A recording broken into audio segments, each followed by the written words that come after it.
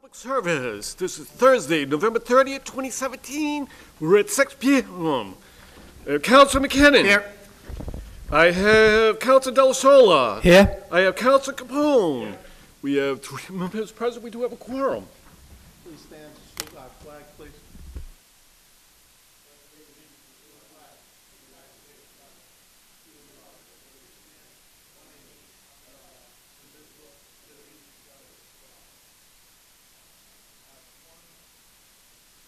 I have one regret. Okay.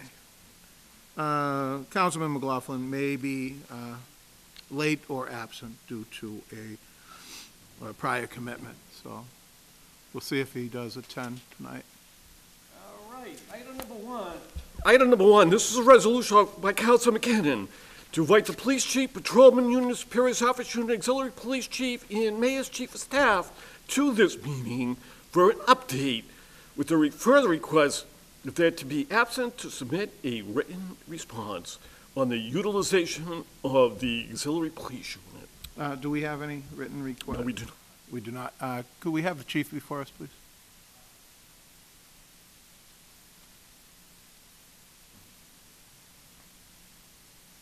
Is that on, Chief, is that a written response on this piece here? Good evening. Yes, it is. I only had one copy. I assumed it was forwarded to everybody. But this is from Chief Basie.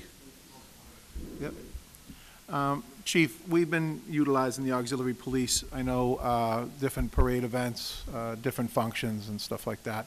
What's your take on it? Yes, we have been using them quite a bit more, and we also have dedicated space for them up the old high school for training purposes and meeting purposes, just to keep the organization moving forward.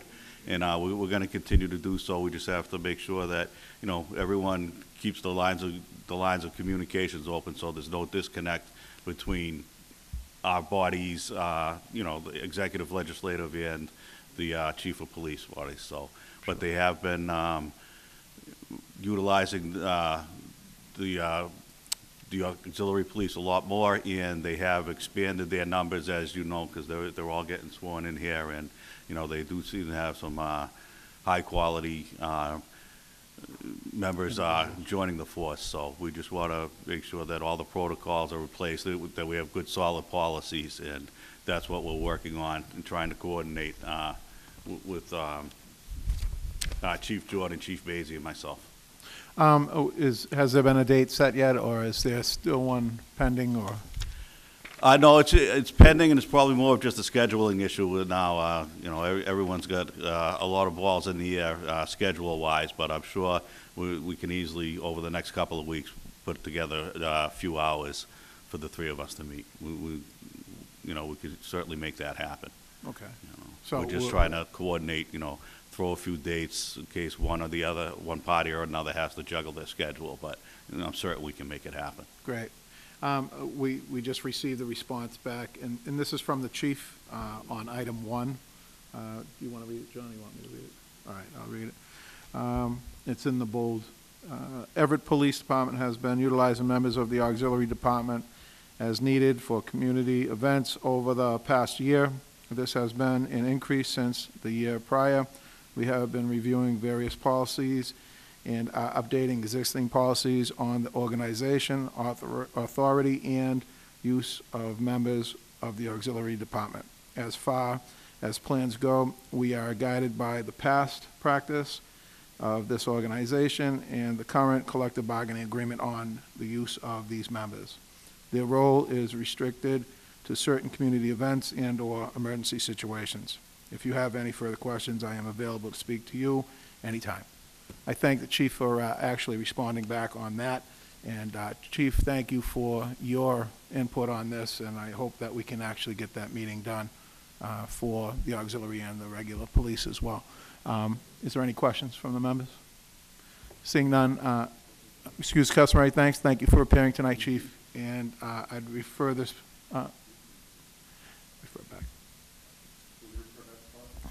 motion made and seconded to refer back to sponsor. All those in favor? Aye. All those opposed? The ayes have it. You have done so. Thank you, Chief.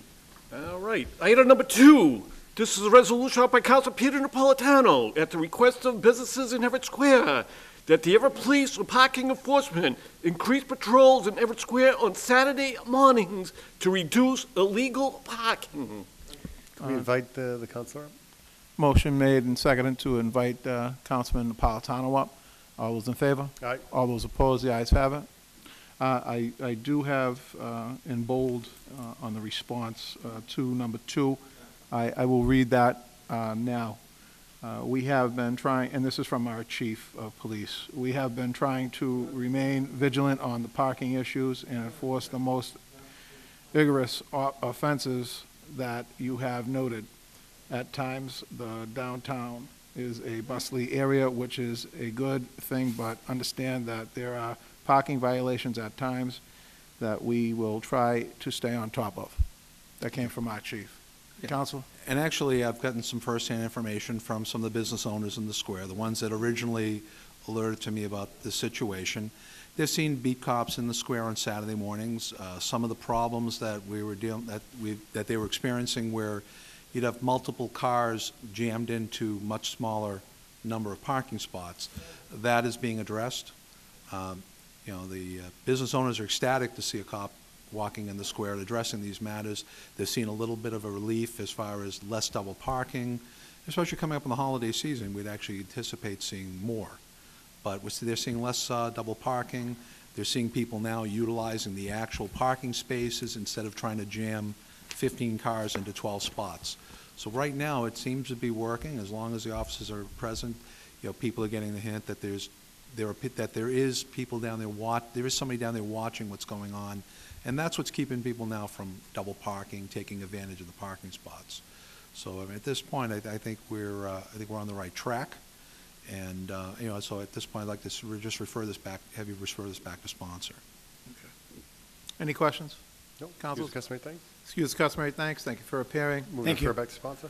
Motion made and seconded to refer back to sponsor. All those in favor? Aye. All those opposed? The ayes have it. You have done so. All right, item number 3. This is a resolution by Councilors Peter Napolitano and Leo McKinnon. In the interest of public safety, that the Animal Control Services be expanded to address a wider range of animals issues in the community. Yeah. We have the animal control officer and Councilor Napolitano. Motion made and seconded to have the animal control officer up, as well as the chief of staff and also Councilor Napolitano. All those in favor? Aye. All those opposed? The ayes have it. Please state your name and for the chief of records. staff as well. Kevin O'Donnell, Chief of Staff, Mayor Carlo Di Maria.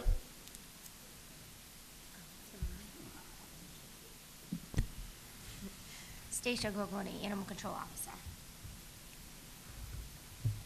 Peter Napolitano, Counselor at Large.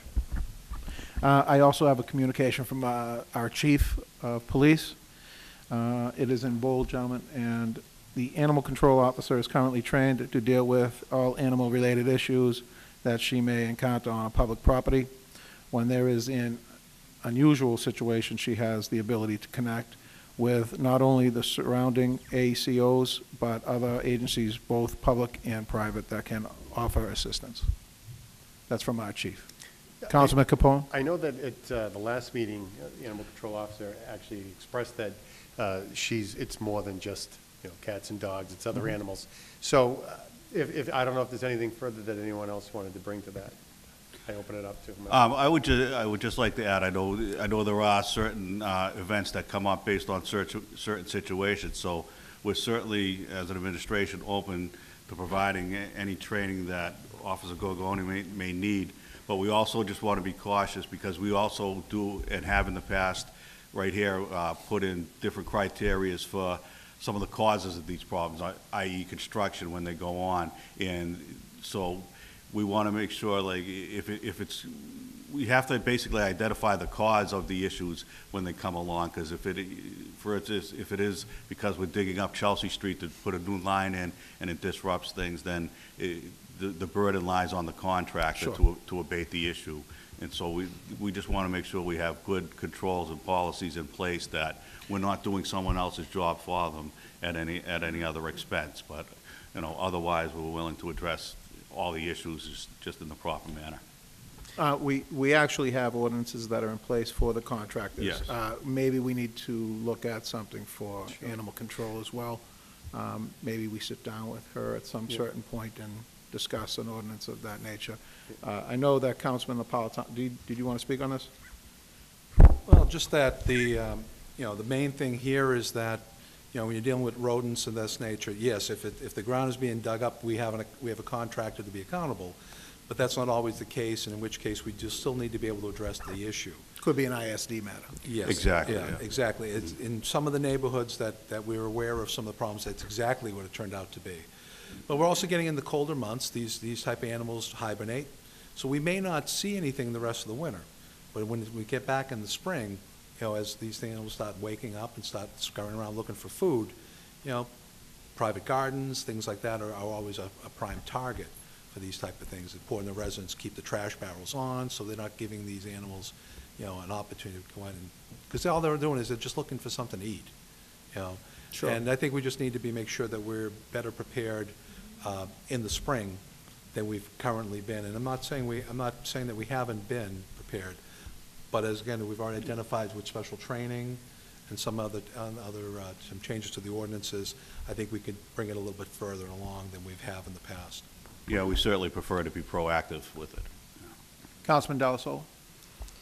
Yes, good evening. Last time we had the meeting, I think we talked about special training if needed, and you're obviously willing to get that training. Yes, Have we stepped up to the, PAC certification. I Yes. gave everything to Kevin the next morning, and the city, from what my understanding, they're willing to help. Yes, we do want to look at that, but we still have to fine tune some things with the city solicitor in the terms, kind of like we said, where does the responsibility lie? We don't want to just, give Stacia the training and then have everyone expect, I could just call her and, Correct. because I've got, a stray cat in my backyard. The stray cat could be in the backyard for a number of reasons or things like that. So those are the things that we want to guard against, because she does have a lot of other things that, again, if it's something we can identify that's really not the city's issue, we don't want to spend a lot of time on it unnecessarily. correct, and I think we have a contractor anyways, correct? For now, until the training is done, for the rodents and all that stuff? Yeah, and that's another thing that we had a little more in-depth discussion with the mayor this morning as well, that, he says, in certain things where the public-private thing might get murky, that we would have, we're discussing coming up maybe with a release form, reducing or eliminating any liability for the city, but as well as using contractors as well that we have used in the past. The other question was, is there that much of it that it would neglect her from doing what she's doing right now, to the point of, we go with the contractor we have for rodents and different things that may come up?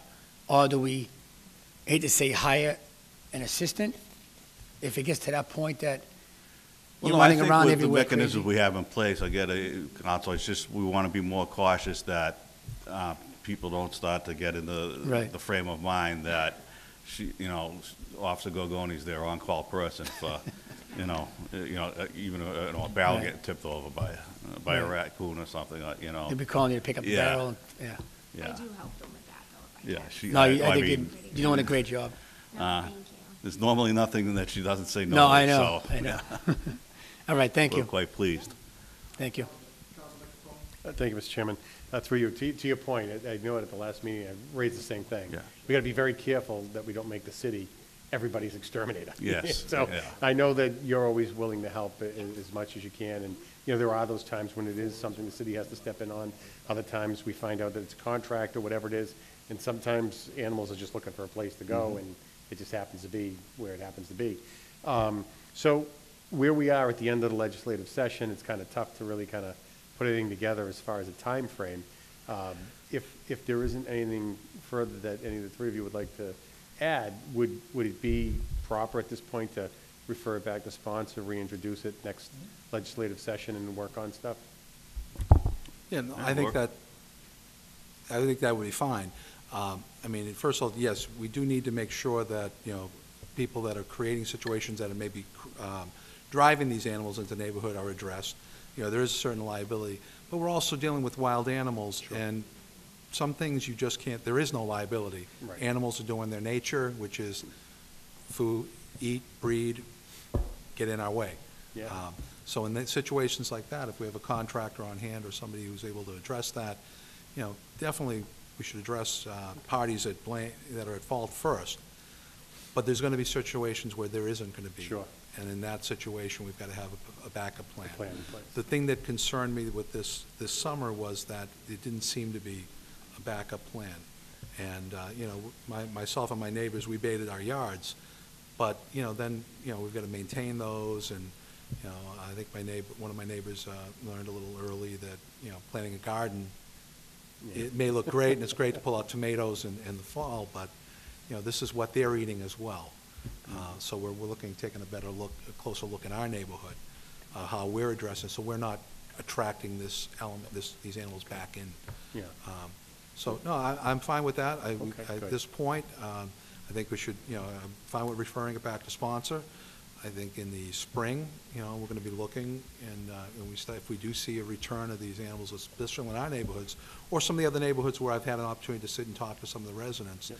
then we'll bring it back up after I have a conversation with the chief of staff and, you know, animal control officer, so they're aware of see if they've already been informed by these Yeah, residents. It's important to be proactive, particularly in the spring, because that's when we start digging up the streets and things like that. So it has that domino effect, that's what pushes them out. So we'll have Seems plenty like- of time and plenty Yeah, of discussion Yeah, before and it seems that. like everyone's on the same page. Yes. That's good. So unless there's anything further that you guys want to add, and there's no other Anything else? questions, Any other questions? No, we're good. Excuse the customary Customary thanks. thanks. Thank you for appearing Thank tonight. you. Jeff, if you want to stay tight, because the next piece is contingent too, that way you have. Yeah, you might We want to also stay. need, All right, thank you very much. Refer back to sponsor? Motion made and seconded to refer back to sponsor. All those in favor? Aye. All those opposed? The ayes have it. You have done so. All right, item number 4, this is resolution by Council Simonelli to request the mayor's chief of staff appear at this meeting to update on progress of memorial benches. I also have, let Sponsor? me see here. No, that's on number 5. If we have the sponsor join. Could we have the sponsor chief up of staff? before us? Councilman Simonelli.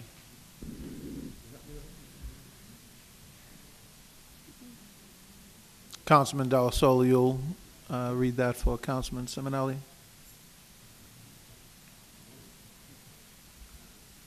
Councilman Delasola?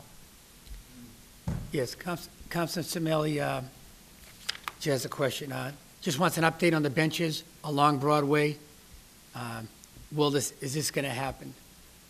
yeah, I just spoke to Council briefly before the beginning of the meeting, that we want to just put some more logistics in place. We had a brief conversation with our planning director and with our city solicitor, and we think it's important to find out what the criteria is, because, I mean, we can't just randomly, sidewalks need to have X amount of clearance. We want to make sure all the criteria is in a row, and also a criteria for choosing, funding, all of those issues that I think we have to have more discussions with going forward before we can come up with a hard and fast answer. Okay, the other question, actually coming from me and Councilman Simonelli, who would request the locations of the benches? I think that's part of what we have to do on the discussions. A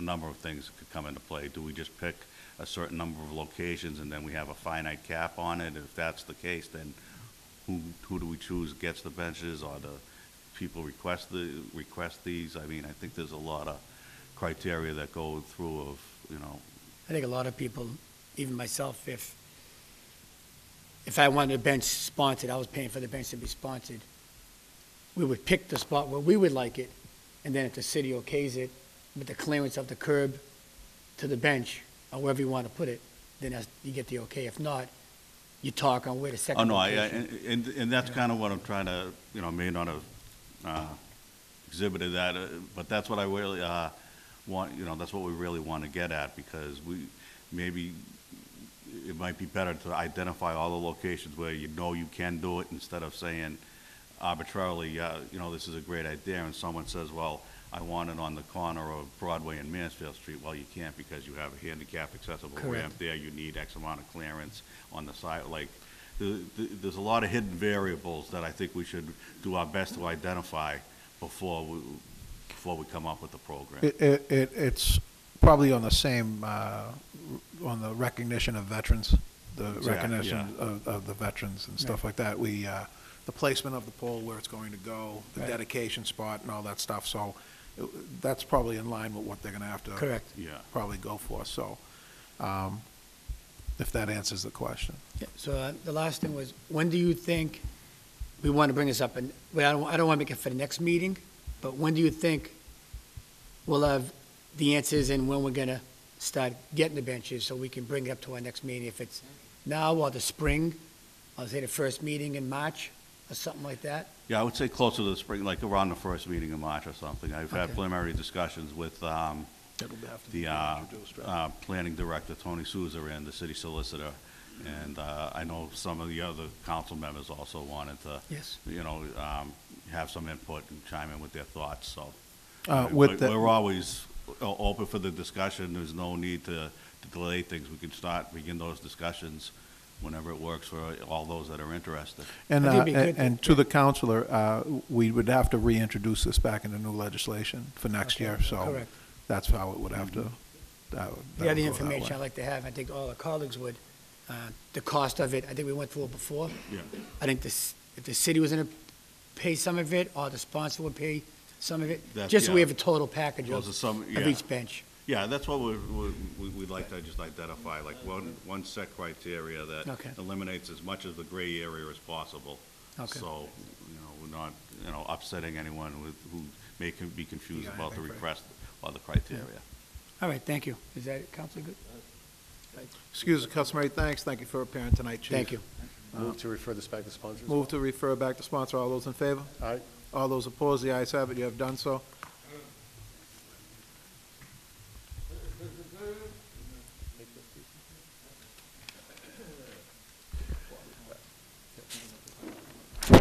All right, item number 5. This is a resolution by Council Frank Capone that members of La Comunidad appear at this meeting to discuss their safety concerns in the city. I also have a response that I'll read. Read that first. I'll read that first from our chief. This is from the chief of police. I am not aware of any particular new issues that has been brought to my attention. The Everett Police Department enjoys a great working relationship with La Comunidad and has regular ongoing dialogue with them. We try to resolve any issues that may arise and have constant contact with them. I want to reassure everyone that my door is always open to them, as it has, if anything new has arisen, then please feel free to come and knock at his door. If this concern is relative to work with Homeland Security ICE, we can understand the concern, but our experience overall with ICE has been that they have come to the city on occasion to pick up individuals that are wanted for criminal activity or are involved in gang activity. We do not work with them, as we work with other federal law enforcement agencies, but our experience has been positive and their scope has been very narrow, as stated above. That's the end of Yep, okay. his report. I just have to wait for you to recognize. Councilman Capone. Thanks, Mr. Chairman. I put the piece on because, as my colleagues are aware, this has been something that's been going on for quite a while. There's been some unrest in the city. Various individuals would come up before our meeting at public participation. And unfortunately, in public participation, it's not really an area where we can have a conversation or a dialogue.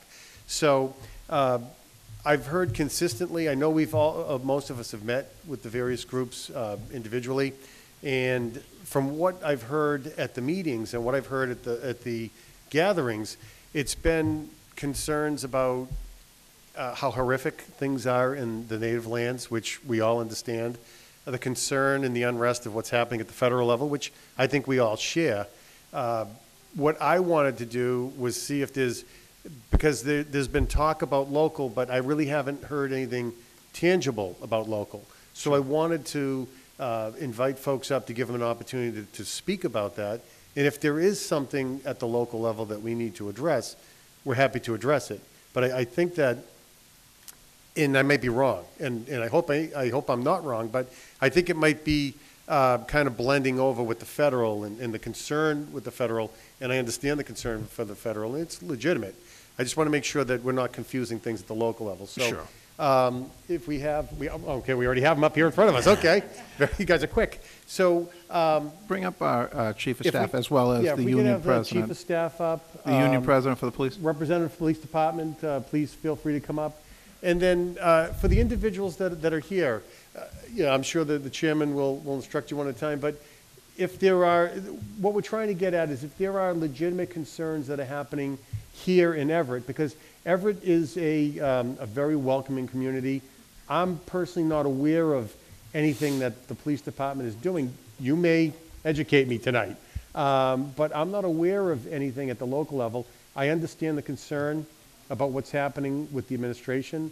I understand the concern of what's happening in other parts of the country, and I clearly understand about the concerns about what's happening in foreign countries, homelands, where people are worried about, God forbid, families getting broken up and all of that. So I know that at our last meeting, we had the resolution that was introduced. It's at committee. It's going to come back. I'm sure it's going to go out favorable, and we'll talk to our congressional leaders about actions to be taken at the federal level. But for purposes of what we're doing here tonight, we're trying to address any concerns that might be happening at the local level.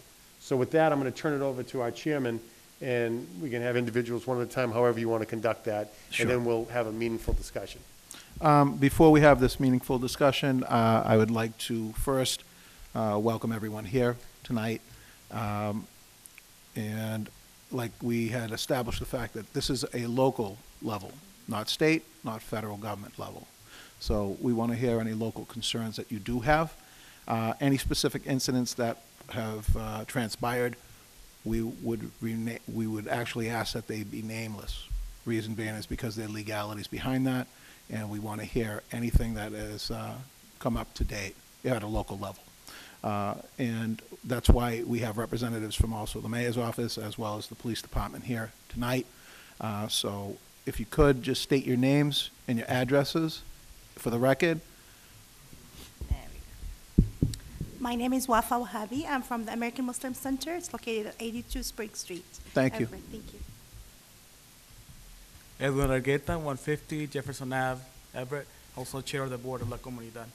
Edward, you could come sit here, so you can have a seat. You sure about that? I don't want to see you standing up all night.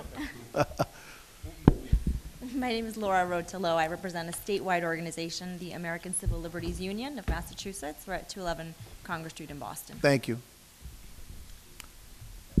Good evening. My name is Arcelia Flores, and I go to Madeline English School, and I'm in the 7th grade. Thank you. You can just push it till it turns green.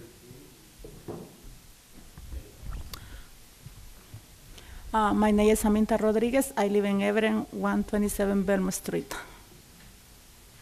Thank you. Good evening. My name is Doris Landaverde. I am member for the 32BJ, and we also support the La Comunidad.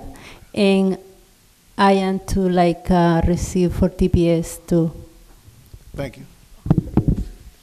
Hi, everyone.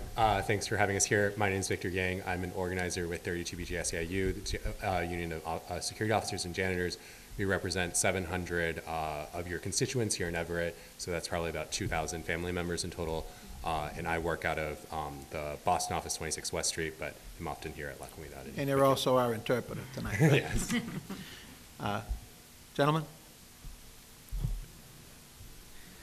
Good evening, everyone. My name is Robert Hall. I am a patrol officer for the Local 94 Everett Police. I'm currently assigned to the narcotics unit. I've been a police officer for 24 years, and I represent the members of the patrol division. And I'm Kevin O'Donnell, the Mayor's Chief of Staff. Thank you for that. And now we will start with open discussion. Actually, if we have any questions from you, Counselor. I would just, At this point, just let's address whatever concerns there might be at the local level. Okay, we'll start on this side of the table. Whatever concerns that we have now. I'd just like to make a quick statement to everyone.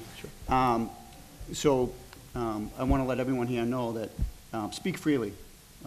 Just because we're on TV and I'm a police officer, we want to, the members of Local 94, the patrol officers, we want to have a good relationship with all our residents in the city. That's what we strive for. That's what the chief strives for. That's what the mayor's office strives for. So speak freely, don't hold back. As Mr. McKinnon said, if there's a specific incident that you want to talk about, and we can discuss it, and then there's a venue where you can go to the police station for that. But again, for the protection of just to leave the names out, but feel free to discuss and don't be intimidated. Some people, I know that English, if they're second language, like my grandfather, when my grandfather came here, and when my mother was younger, I know it can be very intimidating to not understand the language of the culture or be intimidated by the police, and that's not what we want by my presence here. My presence here is to have that dialogue back and forth. And, and to touch upon that as well from the chair, if I may do so, any type of reporting of incidents, meaning criminal incidents or anything like that, to the police, you need to report that. You have to report that. You should not be afraid to go to our police department and actually say that there was a crime committed on either yourself, a family member, someone that you know, someone that's in the groups, the specific groups that we're talking about tonight. You need to be able to do that without fear of repercussion on that. So, that being said, we'll take from the left side and we'll move forward. So, whatever you want. I'll Go start. ahead. So again, my name is Laura Rotolo. Sure. I'm with the ACLU of Massachusetts, and I'm part of this wonderful coalition of organizations here in Everett. And first of all, I just want to thank you for this opportunity and for your support on the TPS and DACA resolution that we hope will pass very soon.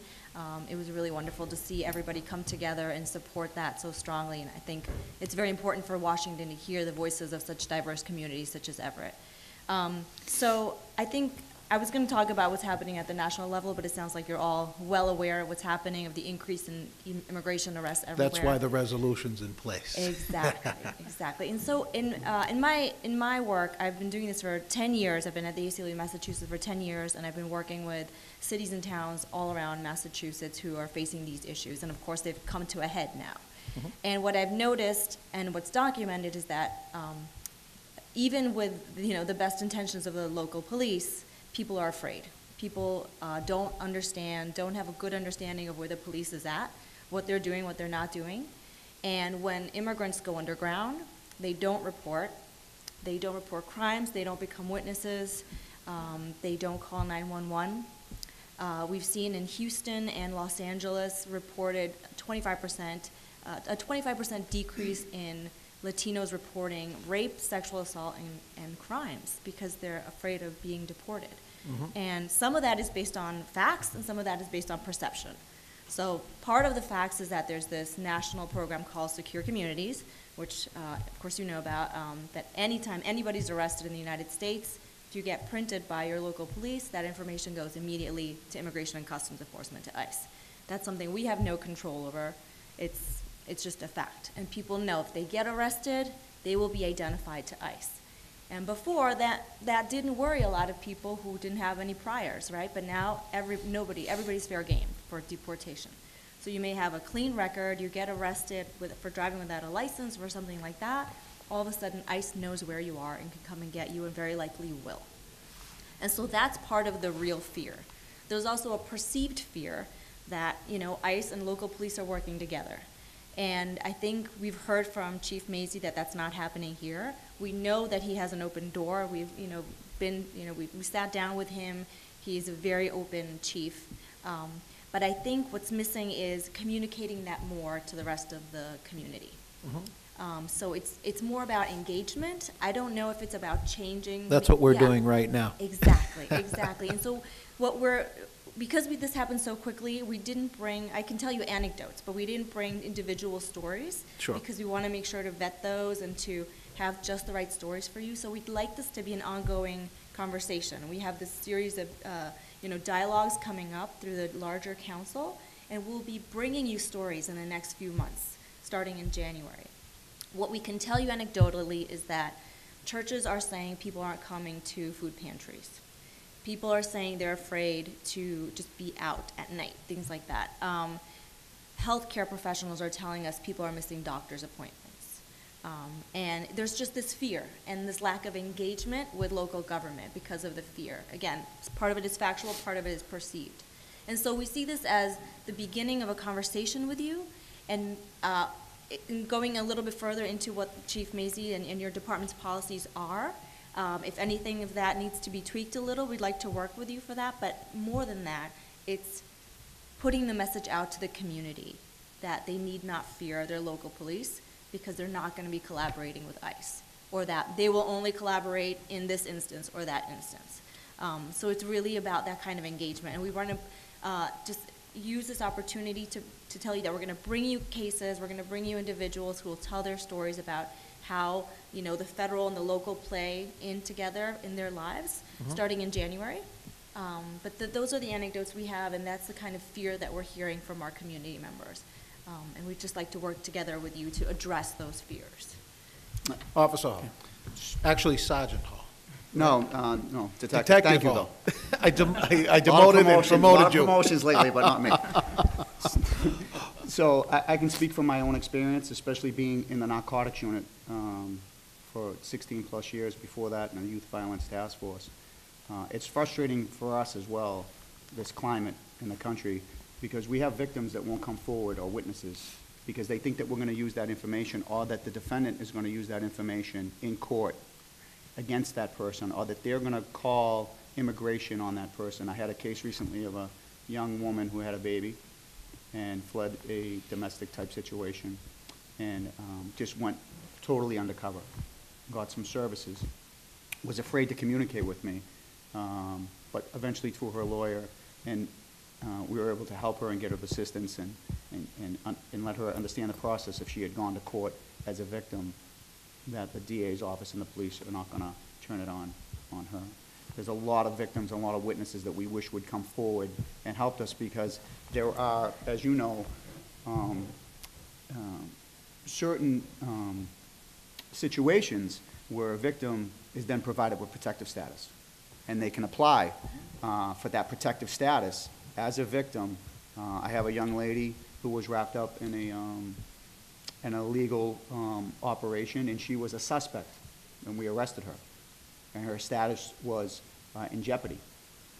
And she was a defendant victim, but she was also, defendant suspect, but she was also a victim of what someone had done to take advantage of her, knowing her situation. And she cooperated. I have 2 individuals that cooperated.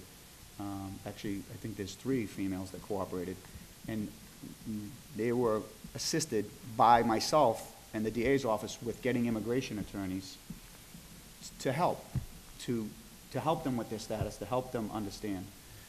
Those are just some of the cases. Every day, it's very frustrating for the police, and we want to help. Just so you know, we are not on a daily basis encountering people and then passing that information on to the federal government.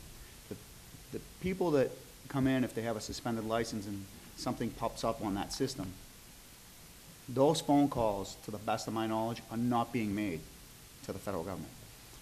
When someone comes in and they have a lengthy record of drug trafficking, distribution, violent crime, and those come up, then there is sometimes some communication, because these are dangerous people that are affecting all of us. But on a day-to-day basis, I see it, and a lot of our officers trying to communicate to different groups. Hey, don't be afraid. Let us know what's going on. The message needs to maybe get out through social media, through the local newspapers, and through the church groups. As far as the food pantry, my sister runs a food pantry around the corner, and they gather information. They have to for Boston, because it's a small part of a pantry, and everything has to be legitimate. And some people come in, they're nervous when they give them. We try and reassure them. We have some police officers that come down and volunteer their time to let them know this information is only used so that we can get more food, to give more food out. And I see the same thing at some of the churches. We try and talk at some of the churches and build relationships. So I understand your frustration. I don't know what it's like, because I was born here and I've spoken English my whole life, but I can understand it. I can remember my mother telling me stories from when her father came in here and she was a young child and he didn't speak the language, and what his fears were different back in the 1920s than they are now, but they were still fears. So. And one thing you just said is, I think, is crucial for us. You said, for example, there's this policy that we don't call immigration for people who don't have priors. That kind of practice or policy would be really great to have in writing if it isn't already, to be transparent with the community about that so that they know, look, if you get arrested but you have no priors, they're not going to be calling ICE. So we don't have a standard written policy on it. I can tell you, though, from my experience, from being involved in hundreds of arrests over the last 25 years, those are very few and far between the person that is pulled over with a suspended license, or in that case, or things like that. Again, the hardened criminals that 3, 4 names, selling drugs, involved in violent gang behavior, yes. And there's very few times when the task forces that I'm involved in come in with ICE, it's to target those people that are causing the crime, the drug dealing and the violent crime on everybody. But Chief Mazie would be able to meet with anyone here individually and talk about those. I'm pretty up to date on the policy, but there is no written policy on that. And there is state legislation called the Safe Communities Act that's pending right now, and that would standardize those kinds of policies about when you can pick up the phone, call ICE, when you can't. And we've found that, just as best practices, it's really great. It's really helpful to have those in writing, so that when a new chief comes in, you don't have to do this all over again with the community. So that might be something that this body could. Do you have a House number and a Senate number on those? Is it 1357? It's called the Massachusetts Safe Communities. I think it's Senate 1357. 1357? Yeah, but can you check? Let me look it up. Thank you. The reason why I want it is because we're airing right now, so that it can go out and people can call and support. Yeah. So, Right. my question would be to the Chief of Staff and also to Officer Hall, Detective Hall, would be that, what if we set up some type of hotline to where these people could call in and stuff like that? Has that been in the talks or anything like that in the works for any type of criminal reporting or anything like that? Well, we have, the chief has different ways that people can contact us through social media, anonymously, and then follow them up. But a victim of a crime, the message I think we want to get out, maybe, is that a victim of a crime is a victim of a crime, and they should not be afraid to call the police and report it, and that the police are here to help you. That a victim of a crime isn't going to be, then we're going to turn that information over to immigration to use against them. It's very frustrating. We could set up, that's, again, way above my pay grade, Mr. McKinnon, a hotline or a email directly in with people's concerns. And again, I think the chief could probably meet at one of the meetings to discuss that. Yeah, we are certainly, the mayor's office, the city council, the police department, and the city as a whole are looking to assist with these matters in any way. And it's interesting because when you mentioned that people are afraid to go to church and go to doctor's appointments, some of them are even afraid to go out and grab a bite to eat at certain restaurants and everything. It has such a spreading effect everywhere, and it's sad. And I don't just hear it from meetings like this or these groups. I hear it discussing it with medical professionals, business owners, and church deacons and church officials and stuff. It really is starting to permeate society, and that's not something that we want to see. People need to live and not live in fear, and that's the common goal that everyone shares. Thank you. Sir, go ahead. Sorry, I'm actually going to interject it for you. So it's Senate Bill 1305, House Bill 3269, and I just also wanted to say in response to A detective officer? What's your? Detective Hall. We confused you tonight. But to your comments and to the chief of staff's comments, like it's been really great conversing with all of you all in the city council, and you all have been asking for evidence in terms of people being afraid of stepping forward, reporting crimes, coming out in the community. And I honestly, I'm really grateful for what the both of you are saying, because I feel like you all should be the ones testifying right now instead of us, because the comments that you all are saying in terms of every day, you all are hearing this kind of anecdotal evidence from people, and that's widespread, the fear that people aren't reporting crimes, that you all in the police force see it every day. Like, any of those are stories that I think build a very strong case for why we need to make sure that the police and ICE are collaborating. So I really thank you for bringing those up, and I hope that we can continue hearing those from you all. Yes, sir. Thank you. Sir? Thank you. I mean, first and foremost, I wanted to thank everyone here for beginning this conversation. I think it's long overdue.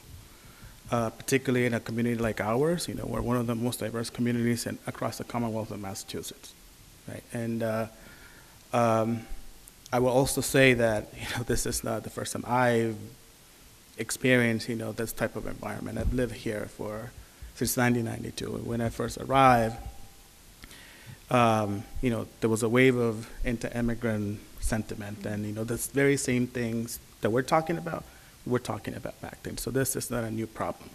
I think what comes to mind for me, it's how do we address it? And I think, as a community, we're reaching out and asking, you guys, our local government to work together with us. And I vividly remember working very closely with Captain Claiborne at the East Boston Police Department. And he made an effort to walk the beat, literally go walk down Meridian Street, Chelsea Street, go business by business, talk to people. He even uttered a few words in Spanish. And that, you have no idea, how much, that changed for people, because they knew that, he was someone that was approachable, and he understood the concept of community policing. I think the way, and I'm not an expert, obviously, in law enforcement. I think you guys are doing many new things now that you're asked, to do. But I think I feel sometimes that we're walking away from that, from having human interaction and actually trying to meet people where they are.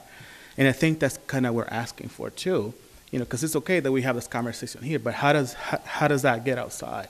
How do you, get all the information you have, to the parents, that are in the public schools, to the parishioners that are, that fill the churches in this community.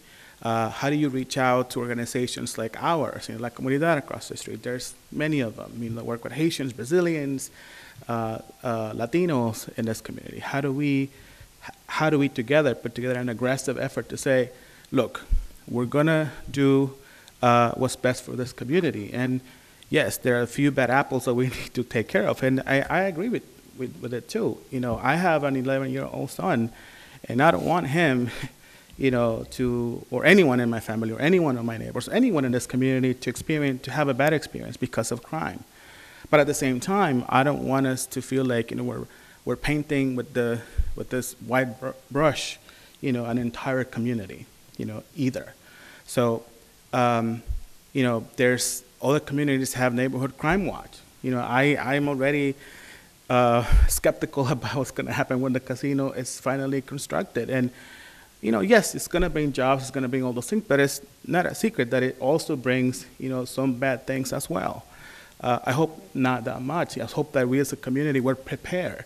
And I think, we sort of can kill two birds with the same stone. If we can put our heads together and begin thinking, this is a broader community issue, then it's just, an immigration issue. This is much broader than we think it is. And I hope, that we arrive at some sort of public program, some sort of, not just a conversation, but actually something we could, tangible that we can bring back to the community and say, hey, this is how you're supposed to report, this particular type of particular crime. This is who you're supposed to be talking to, at the police department. I remember Captain Claiborne assigned 2 community officers to actually deal with this type of problems. whenever there was a domestic violence situation, you knew that you could call, one of the captains and ask them to come to, at that time, a small community organization that dealt with a lot of immigrants. And you would have a neutral space where you could talk about anything you could want because of, the assumptions that people make about law enforcement in general. So I'll leave it at that because I know this is the beginning of the conversation, and I'm hopeful that, we're going to land at something that, brings us together. Well, just to interject on this, Edwin, correct? Yes. All right. What we're doing here, this is committee format, so what we do is we do a lot of investigative work through the committee, through the members, through different people coming up from different agencies to come in and actually hear this. So out of this is going to stem off of other things. It's going to be a spin reaction off of it. That's why I went up and sat in La Comunidad. Right. And I went to the gentleman that runs it, what's his name there? Antonio. Antonio. I keep forgetting his name. Good guy. Oh, we all do, don't worry about it. But I went right into his office and I said, I'm not here for your votes. I'm here because people are saying at our meetings that there's problems. So I'm here to address the problem, not to look for your vote. So that's why you're here. Thank you. That's number one. Number two, this is being televised to the whole city right now. So you have your police here, you have your chief of staff here, and you have your committee right here. So what we're looking for from you is testimony from people that live here, number one. If they're feeling insecure, we need testimony from that. We need the, reasons why. If it's locally, right, we needed that. But we understand where it's all stemming from. We do. We've talked about it. We understand where it's coming from. It's at a federal level, state level, whatever level it should be. But it's being addressed at certain levels, and it's starting to be addressed here. So I want you to know that our police, they mean what they say. That's why they're here tonight. And if there's crimes that are not being reported, that's a problem. And it hurts the community when it does that. So that's why we're here now. We want to know what's up. We want to know some of the ideas and bounce them off one another. I ran the opioid committee. I'm going to get off subject for a minute, gentlemen. Give me leeway here. We ran that, and we ran it just like this. Because this is the only way. It's round table, and this is how you get your results. So I believe this is the best way. So by hearing everybody talk and everybody throw in their input, then we can come up with some great ideas, and then we can bounce them up to the chief, bounce them up to the mayor, bounce them off the council, and then we can make a better community here for us. So I thank you for your comments, though. Chief? And I just want to echo what Councilor McKinnon is saying. It's important that, most issues are fixable. There's always a solution, but we have to know what the issues are. We can't fix what we don't know is broken. Is that, Councilman Del Sol, go ahead. During the conversation, we're talking about how do we get the community to see what's going on.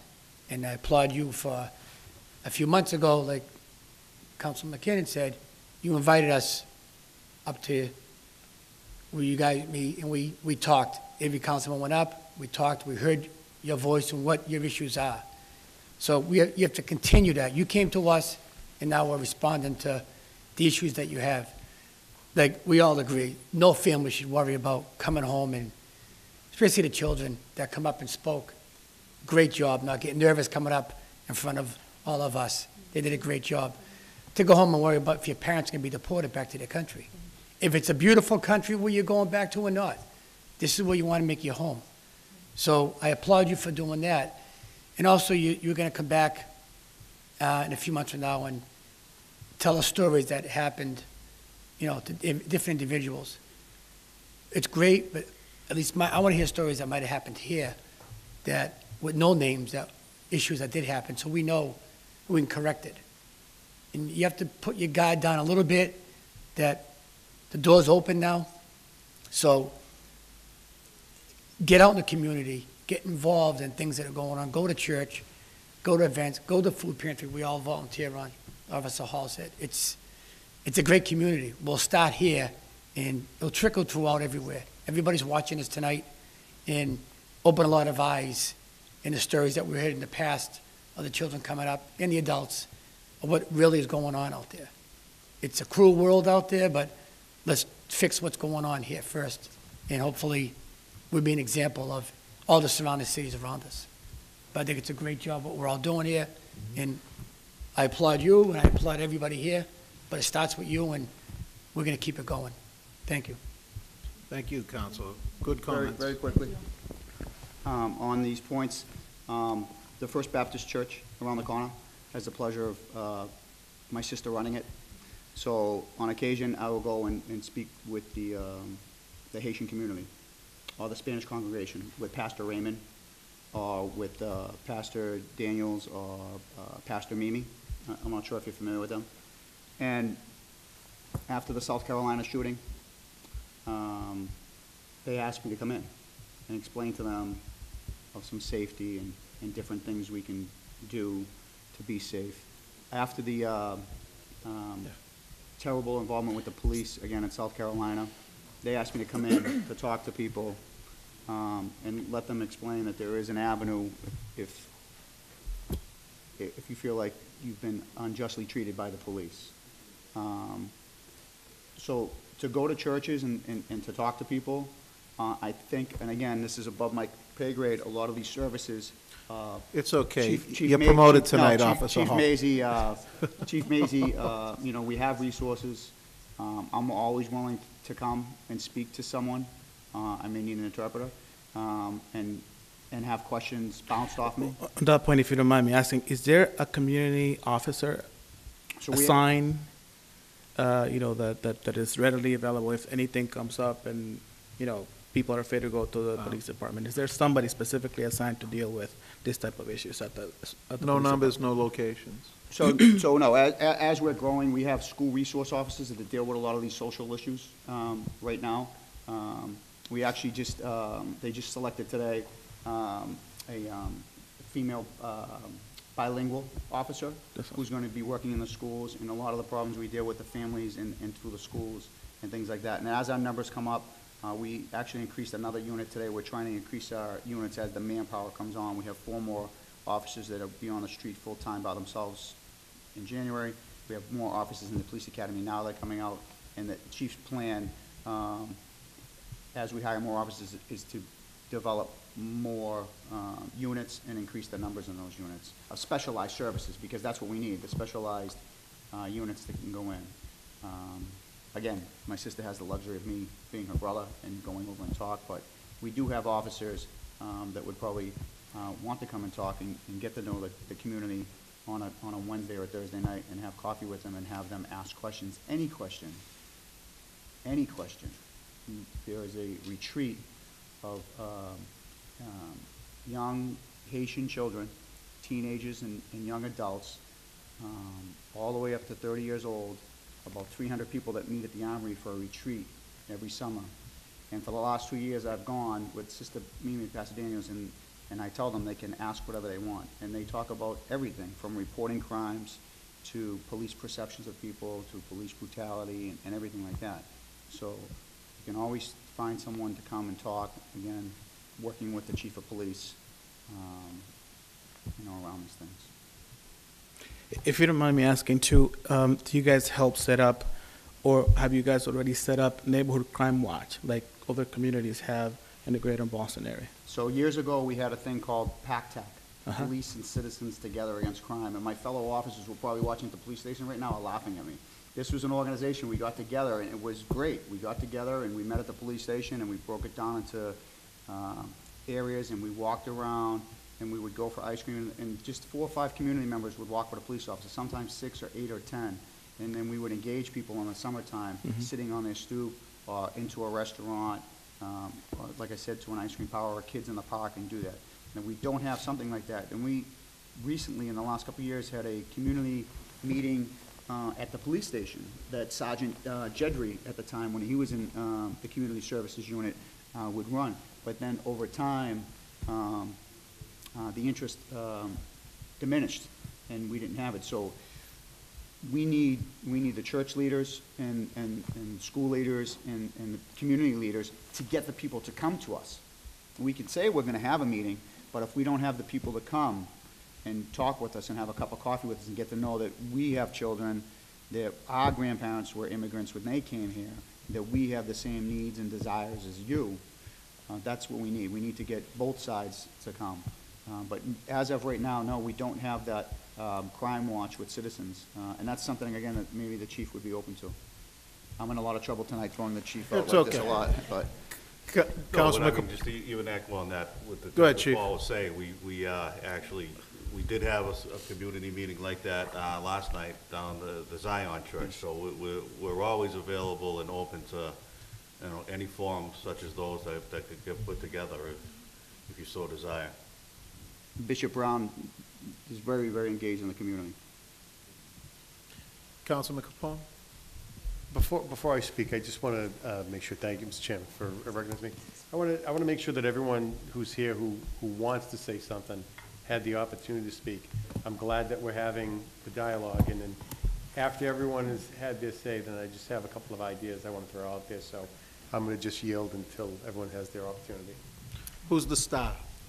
All right, bring it on.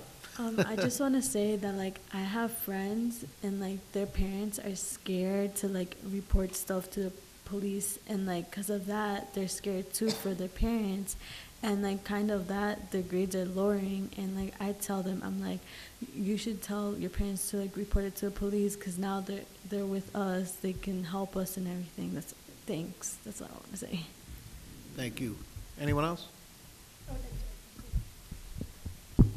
Well, first of all, I want to thank you all for your willingness to help, and I want just to bring your attention also from the Muslims, perspective as well. In addition to whatever they said from the immigrant prospect and how they fear to get in touch with the officials and talk about issues, I noticed the same thing among our members, because you all know what's being put out there against Muslims, and this, I wouldn't call it, constructing hate against Muslims, but there are people that are not educated on the matter of the religion and confuse religion with other things. And I have youth, because I'm also responsible of a youth group in the center, and I noticed many cases of youth being bullied in school because of their religion, and this is something that we have to solve as a community. I know that they're very silent about it, and there some issues that happen not in Everett exactly, but it happened in Malden, where women, they've been attacked in streets just because she can, be looked as and recognized as a Muslim. And I'm very proud to be part of the coalition, and I'm very, proud of you coming out and trying to help the community. But I just wanted to bring your attention on that, please, and thank you very much. And just quick on that, I'll personally come and speak to your youth group, because we don't want kids to get lost, especially in that climate that you're talking about right now. And we want to have that net. So you can get my phone number and leave. I will personally come and talk to your group. You're here in Everett? Yes, Okay. it's here, 82 Spring Street. Okay. Chief? And also, I just want to add that, we've been speaking with the police, particularly Detective Paul and Chief Basie. We also had a conversation with the school department as well, and we are going to be, not only the mayor's office and the police department, in collaboration with the schools, be visiting the schools on a regular basis starting over the next 2 weeks. And we're visiting all the schools. It's sometimes when a lot of these issues come up, people immediately focus on thinking it's the high school, but we're going to be visiting every grade levels to kind of really help spread that message and take in this type of information where, no one should have to live in fear for any reason, particularly some of the things that you just explained. So, and we think that's going to go a long way, especially with the younger people, to give them a little bit more of a comfort level. Thank you. Anyone else? Well, I just will say thank you again for this openness, and now that, you know, I think we understand how open you are to helping and how willing, I think we can come back with some ideas, some concrete ideas also to throw around based on maybe best practices. How it's going to go Yeah. from this point on is it will be beginning of the next new year. We come into session, we make a new president, and then they divvy up the committees as it's supposed to go. So you may see me, you may not, but I'm always available because I'll be here. But as that goes on, that's why I was saying it's kind of imperative that you get here tonight. I know that there was talk that you didn't, at one point, didn't want to come because of whatever reason, but it's imperative that you're here tonight because I feel that we can do a lot of good here by bringing both groups together, all groups together here, talking about it, and then the whole city sees it. So this is being aired right now to the whole city, so feel, you know, that's why I wanted you to feel free, feel comfortable. The police, engage with them. You know, they're pretty receptive right now. So I would utilize Officer Hall to his fullest capacity and get him to every single one of your meetings and your groups and stuff like that, just to talk, because he can talk. He's good. Good man. So I'm going to give it up to Councilman Fred Capone for a moment here. Thank you, Mr. Chairman. If everyone is all set, is there anyone else that wants to speak before? I just had one clarifying Sure. question. Thank you again for everybody for meeting with us. Can you just state your name and title, please? Yep, And- Ileana Panameño, Community Organizer at La Comunidad. I had a question in regard, Kevin, to you said within the next 2 weeks there would be a group going to different public schools. What are the goals of those meets, and is it specifically to address immigration issues and like discrimination, or what is coming forth from that? I guess there's no set agenda. It's to address any issues or concerns that people might otherwise be a little uncomfortable bringing forward. So, like I said, I mentioned earlier, we can't fix something if we don't know what's broken. And there could be a lot of other things broken that we're all missing tonight. So it's just an open forum for any concerns, and we just want to give people the comfort level from the top on down that, you know, we are a welcoming city, and we know that there's always room for improvement. Sure. And the only way we can improve it is from input from everybody. Great, thank you. So it's a community forum format, and it would be like in the evening with like teachers, parents, No, students? initially we're going to just go during the school hours when the children are there. But again, You'll wrap it up. Just to go back to what we said last night, we're open to community meetings that any group would like to organize, and as long as we could schedule it for something that works out with everybody, much like we did last night down the Zion Church, we're always open to having that exchange too, because I think it will be helpful, particularly, you know, if the children are bringing home some message to the parents and there might be some skepticism. I think from my opinion, the best format is to do things like Detective Fowler's reference, and at your church groups or venues that you identify would be a really comfortable zone for the people in your organizations. We'll be there. We'll go. Yeah, and I know that we've had talks about that too, hosting like more community forums, just so our community is also informed. And like the detective mentioned, that I think this has a lot to do with also building relationships, meeting people where they're at, where we congregate, where people come to find services as well.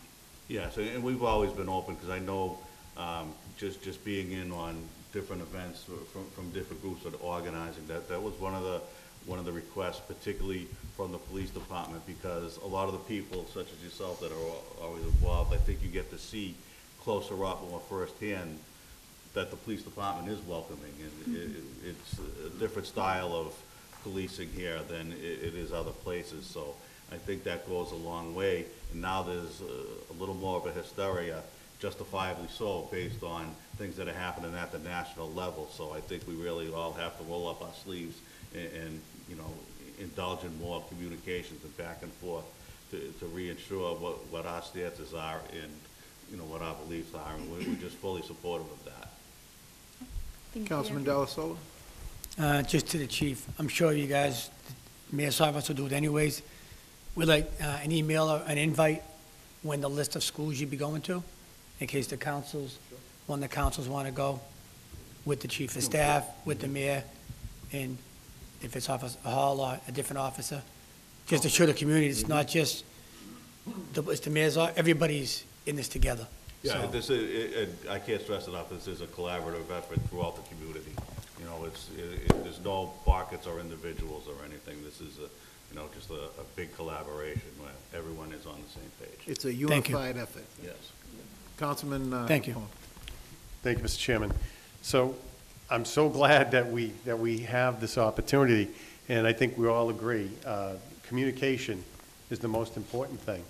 And I know that there's been a lot going on. I know that there's been a lot of visuals on the federal level. And I want you to know that this community, everyone here said it, it's diverse. You know, we're all part of it, and we want everyone to know that they're part of it. I can tell you firsthand, Chief of Staff's a great guy. Detective Hall, this is a honest, hardworking, dedicated man. And he puts a lot of time in this community. And we don't want anyone to be afraid. I've been talking with Liliana and with Victor. I've been trying to get this meeting here for about 5 months. So this is where I wanted to have this happen, because this is where I think we can do the most good. Unfortunately, the 2 minutes before the meeting, we can't get anything done. But here in a committee, this is where we can reach the community level.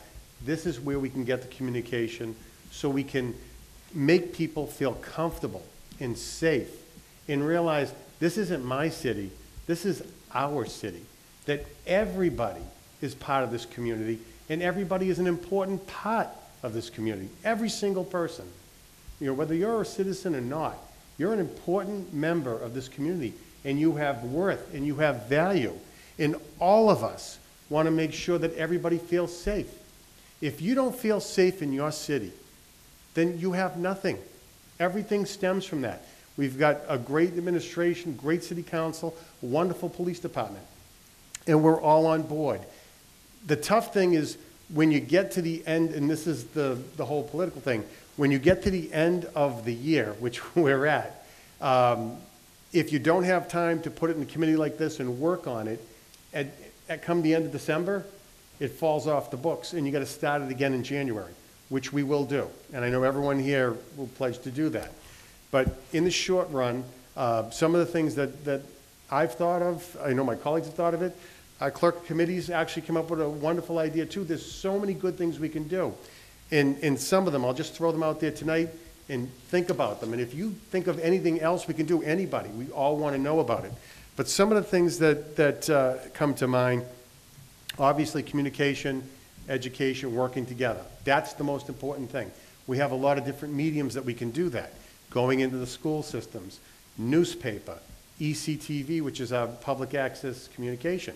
I think what would be a wonderful thing is we have some very well-spoken individuals who are representatives of various parts of our community. And maybe we can put together a dialogue on ECTV where different members of different communities can speak both in the native tongue and in English, invite different members from city government, people from the police department, so that you can reach out to your individual members and say, look, this is our community. Don't be afraid. Make sure that if there's an issue or problem, that you make someone aware of it. Because when you live in fear and you live in silence, we all suffer. But when you come out and you speak together, we're stronger, we're a better community, and everyone's life improves because of it. So, you know, interactive with ECTV, maybe the TV shows like that, newspaper, a rejuvenated neighborhood crime watch, going into the school systems, churches, which is already happening, individual places of faith and worship. By getting the word out there that we're in this together, and you know, we sink or swim together. You know, the community is only as safe as we can all make it. So collectively work in that regard. I'll make some recommendations at the end of this meeting to the various departments that we try to do those things.